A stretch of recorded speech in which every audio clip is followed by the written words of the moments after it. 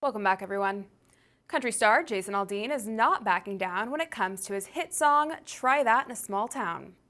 I'm sure you recall just last week when Aldean was at the center of a heated controversy because of it. Keep in mind, the song was released months ago and no one had an issue with it.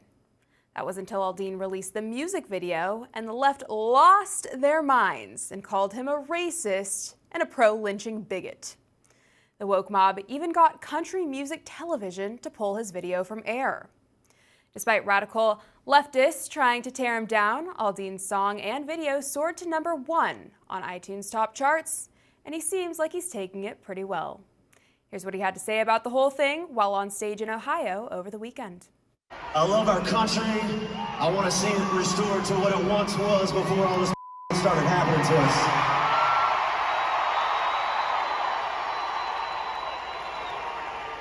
I love my country, I love my family, and I will do anything to protect that. I can tell you that right now.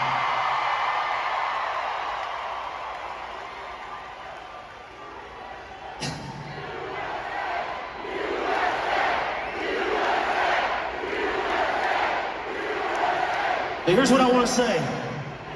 A lot of things out there, and one thing I love, you guys know how it is this day and age, cancel culture is a thing. That's something that if people don't like what you say, they try and make sure that they can cancel you, which means try and ruin your life, ruin everything. One thing I saw this week was a bunch of country music fans that could see through a lot of the shit, all right? Now that is a true country concert. I'd like to bring on Brad Skistimus to discuss this. He's a singer and songwriter who goes by the name 5 Times August. Brad, thanks for being with us. It's great to have you. Yeah, thanks for having me. So I gotta say, I love the fact that Aldean never once caved to the woke mob after all the backlash and cancellation of his music video, and instead doubled down and stood by what he believes in. I think being a free-thinking musician, yourself included, who also unapologetically speaks his mind, this is so great and we need more of it. But why do you think it is that we aren't seeing more of this approach? Why are so many in the entertainment industry, so fearful of going against the grain? Well, they're afraid of the backlash. I mean, obviously, I think we saw a lot of that throughout COVID. We saw what people are really, in the entertainment industry, what they're really made of. A lot of them, they make big statements and they'll stand up for this and that. But throughout COVID, I mean, we faced, worldwide tyranny, and very, very, very few of them actually came up and spoke up. So, there's a clear fear there of speaking up and receiving that backlash. We saw that with Eric Clapton when he spoke up about his vaccine experience. And all of a sudden, he wasn't just a conspiracy theorist, he was also now a racist. So it's just what happens with cancel culture. But the great thing about cancel culture is that it has the opposite effect now. I mean, every time one of these things happens, I mean, we're seeing it with his song right now, with Aldean's song. It's going straight to the top of the charts now. And that's because people are craving truth and something real. And they're tired of being lectured and being told how to think. And they just want a message that's true and real that they can resonate with.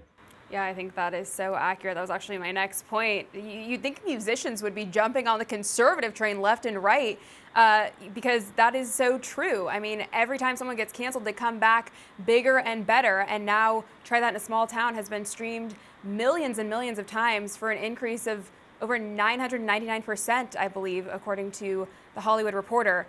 So I think these numbers clearly show what the American people desire as far as entertainment and culture is concerned. And we are in desperate need of a change. Why do you think so many people are reluctant to acknowledge that? I mean, is it the DEI scores and ESG scores that people are concerned with? Because clearly the money shows that this is where the success is. Yeah, it's hard to say. I mean, I think that there's a lot behind the scenes that people don't really know about. And plus, when you're tied to a machine, as many entertainers are, they've got their managers and their lawyers and whoever's producing the movie they're working on or the record. There's a lot tied there. So they have to be careful about what they're saying, what they're doing all the time, because it's very there's a lot of maintenance going on there. For guys like me or a lot of the other indie artists, we're not tethered to anything, so we're not afraid to speak out, and we will just say what we want to say. And it's great to see even larger guys um, like Jason Aldean, who do have a bit of a machine behind them, but he knows what's right and true to him, and he's willing to risk it. I think that's the thing. You have to be willing to risk everything you have, no matter where on that spectrum you are, whether you're an indie artist or a major label artist. You have to be willing to say what people want to hear right now. And there has been so much pushback that I think that a lot of people are, but I think that there's going to be a turning point. I think that's what we're seeing and experiencing right now, where there's a turning point where people are really just fed up, and it's time to speak up and really take back the country with our art and our words and our culture. Yeah, I think that is absolutely correct, and we need that more now than ever. I really wish more would follow in yours and Jason Aldean's footsteps, and I do think we're seeing it happen slowly but surely.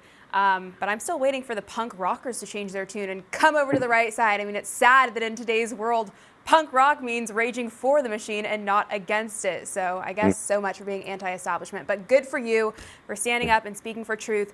Have you always been a conservative, or always been, fearless in speaking out against government corruption, or is this sort of a new development for you? When did you hop on the train? Well, it's kind of recent. I mean, I always just sort of sat in the middle. I liked that music brought people together, and I have been a songwriter for 20 years. So I had a fan base prior to speaking out that covered the gamut from all different kinds of walks of life and people of different backgrounds, and I loved that.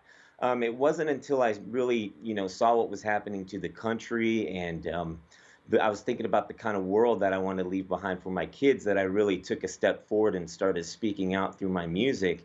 And that ironically split up my fan base, and I lost a whole bunch of fans at first, but then this whole new fan base came in saying, thanks for saying what you're saying. And that encouraged me in what I was doing and what I was saying. And it made me think that, let me know that I needed to do this more. I need to speak up more through my songs and my art. Not because other people weren't doing it in the industry, it seemed like very few were, but because people need to know that, they're not alone. Yeah, that is absolutely correct. And I think you said it earlier, you need to be willing to risk it all, and then the rewards truly do come. I think we've heard that story time and time again with several people who have been canceled throughout all of the insanity in the last few years, and it always ends up working out in their favor because the American people want the truth, and we need fearless people that are willing to tell that truth. So thank you again for all that you're doing. I love your tweets. Your Twitter feed is one of my favorites. So everyone go follow Brad if you're not already. But the good news is there is a new non-woke record company called Baste Records that I know you recently signed with, who just supports all, of these like-minded truth-telling artists, which I think is fantastic. And we definitely need this in our culture today. Can you tell us a little bit more about what you guys have going on over there?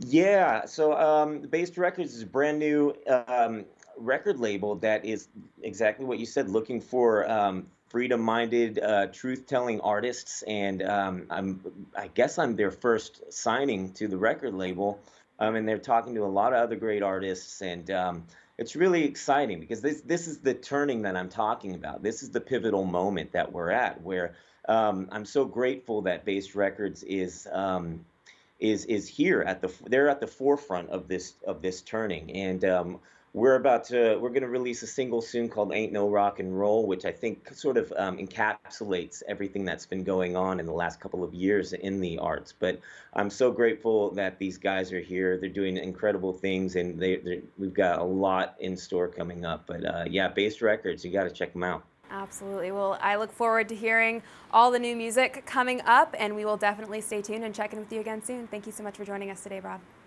Thanks.